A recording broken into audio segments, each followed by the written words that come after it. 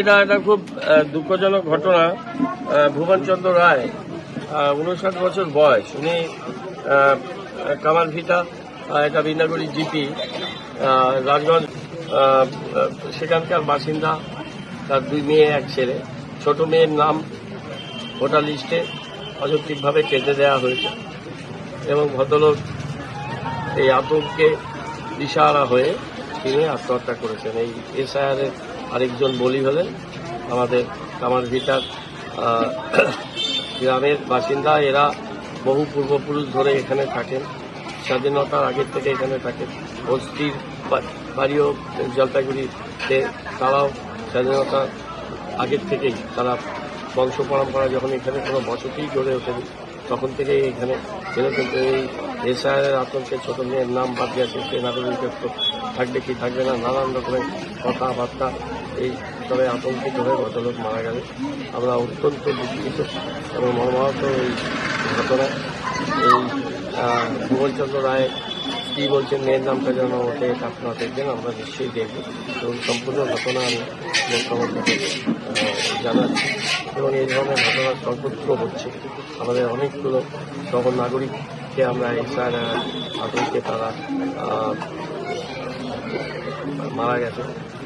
আমরা খুবই তীব্রভাবে নিন্দা করছি এই ধরনের চাপিয়ে দেওয়া যে স্পেশাল ডিভিশন হচ্ছে, যে মানুষ আতঙ্কিত হচ্ছে, আতঙ্কের পরিবেশ তৈরি হচ্ছে এবং মানুষ ভয় অত্যন্ত দুঃখজনক। আমরা এই গভীর শোক প্রকাশ করছি। আমাদের পরিবারকে একটিমাত্র ভদ্রমতী ছিলেন, একমাত্র রাজনীতি কাজ করতেন। ছেলেকে অল্প বয়সী ছেলে 25 আছে, যে এখনও মানুষের কাজ ছিল।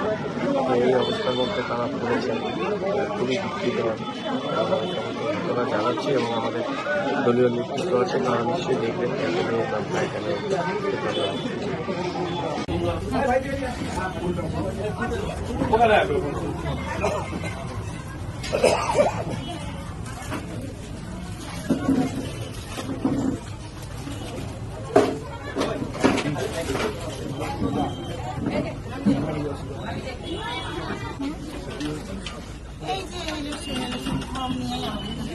ওই দাদা নাম ছিল, আমার ছোট মেয়ের নাম ছিল না, হ্যাঁ ছিল নাকি জানি না, কিন্তু ফর্ম আসেনি ওর নাম।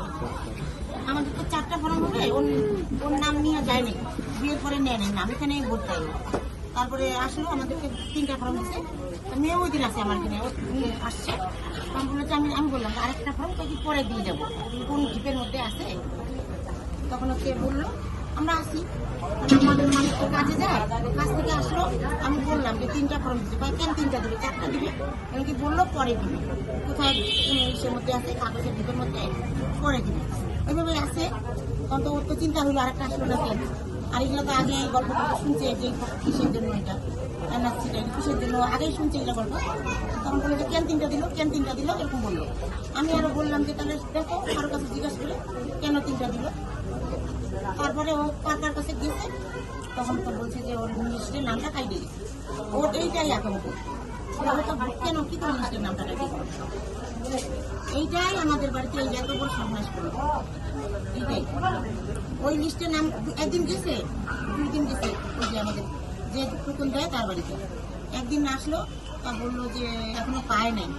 আরো আরেকদিন গেছে, ও সেই দিন আইসে মানে একদম পাগলের মতন ছেলে বুঝায়, আমি বুঝাই, সারা রাত ঘুমাই নাই। ওই দিন যেদিন ওকে বলে দিচ্ছে যে লিস্টের নাম নাই, লিস্ট কাইটে গেছে, সেদিন থেকেই এরকম অশান্তি হচ্ছে আমাদের। 2024 লোকসভায় ভোট দিয়েছিল, পঞ্চায়েতে ভোটও দিছে, পঞ্চায়েতে ভোটও দিছে। আর মাঝখানে একটা ভোট দেয় নাই, তখন ডেলিভারি ছিল আমার নাতি নিচে, তখন আসতে পারে নাই। কিন্তু নাম আছে তো, আবার লিস্ট উঠাই আনছে নাম ও দেখার জন্য, আমাকে দেখাতে বলে এই যে নাম আছে, তাও কেন কাটলো, এটা ফর্ম আসলো না কেন, কতভাবে বুঝাইলাম। আর ওর উপরেই আমরা চলি। আমার ছেলে, এই যে ছোট ছেলে, 2টা মেয়েকে বিয়ে দিছি। বাবা এই যে মিস্ত্রি কাজ করতো, হ্যাঁ এই একজনের জামাই আমরা এই যে খাইতাম। আমার বুড়ার উপরে সব, আমার হাই প্রেশার, আমি বাড়ির কাজই করতে পারি না, ছেলে কিছু করতে দিত না, বুড়াটা কিছু করতে দিত না। আমি বুড়া করে আদর করে বয়স হচ্ছে, যাই হোক, আমি বুড়া করে যাবো, না টাকায় আছে দেখেন না ঢুকে যাওয়ার সময় হয়েছে এই ইলেকশনের জন্য এই যে এই ফর্ম নিয়ে এরকম হইলো, ফর্ম নিয়ে এরকম হইলো ফর্মের জন্য, নাহলে এরকম হইতো না। ফর্মটা নিয়ে এই নিউজ আরো আসবে কিনা আমাদের নামে, ও ভরসা পায় নাই, কেন যে ভরসা পায় নাই আমি জানি না, ও নিজেরটাও ভরসা পায় নাই। তাহলে এইগুলা কিসের টাকা হইলো, আতঙ্কিত হয়ে গেছিল। কিসের থেকে হইলো? তাহলে ও নিজেরটাই ভরসা পায় নাই। আমাকে আর বলছে, আবার কে বুঝাইছে যে তোর মেয়ের যদি এই ফর্মটা না আসে তাহলে ও নাগরিক হবে না। ও আরো পাগল হয়ে গেছে। কোথা থেকে শুনছে আমি তো জানি না, আমি তো জানি না এগুলো কোথা থেকে শুনছে। ওই 3টা ফর্ম দিয়েই আমাদের এরকম হয়ে গেল। বছর ধরে আমরা এখানে লাইন করে কংগ্রেস পিরিয়ডের আগের থেকে ব্রিটিশ পিরিয়ডের কাছাকাছি আমাদের অনেক পুরানো তখন এই বাড়ি এখান থেকে এদিকে বাড়ি ছিল না। আমাদের জন্মস্থান, আমারও জন্ম এখানে, আমারই মোটামুটি 50 হয়ে গেল। আপনি কি হবেন? আমি ভাগ না ভাগনা, বড় ভাগনা। ওগুলো তো আরো আগে 60-65 বছর আরো ব্রিটিশ পিরিয়ড মানে অনেক আগে। আর আমার বাবা ঠাকুর দাদা সবার জন্ম আমাদের এই যে ইসেতে বাড়ি, জলপাইগুড়িতে পান্না সাহেব বাড়িতে। আমাদের সম্পূর্ণ আমি বুঝাইছি যে দেখো তোমার যদি এখানে ঠিকানা না থাকে আমার ঠিকানায় বাচ্চাগুলো থাকবে, আমার তো এখানেই জন্ম, ও তাও বুঝে নাই, তাও বুঝে নাই। আমাদের সবার এখানে ঠিকানার জন্ম। আর আমাদের ছোট থাকতে বিয়ে হয়েছে, আমার ছোট বিয়ে দিয়েছে এখানে এনে, অনেক ছোট থাকতে আমার বিয়ে হয়েছে। এতদিন থেকে বুড়ার সঙ্গে ছিলাম, আজকে ইলেকশনের জন্য এই অবস্থা। এতদিন সঙ্গে ছিলাম বুড়ার সঙ্গে, এতদিন থেকে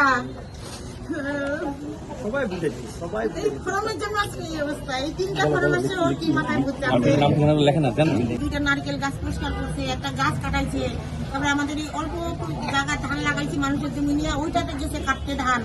তারপরে বিকালে গরু আইনে রাখছে সন্ধ্যাবেলা। ও আমি ঢুকলো, আমি বললাম কি চা খাবা? তারপরে কি আমি আসতেছি, এইভাবে গেল মেয়েটার নাম লিখুন, মেয়েটার নাম।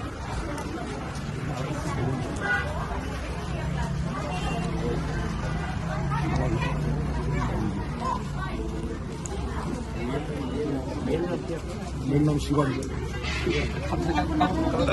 মেয়েটা যেন রামদিনগুলো উঠে, ওর বাবা যেন শান্তি পায়।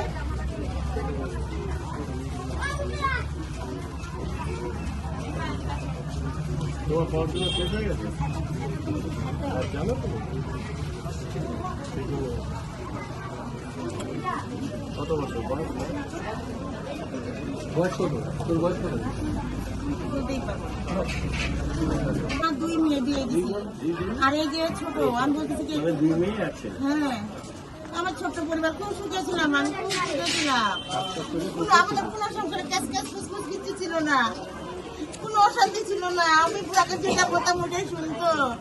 এখন তো আমি একাই হয়ে গেছি, আমি কার সঙ্গে চলবো এখন?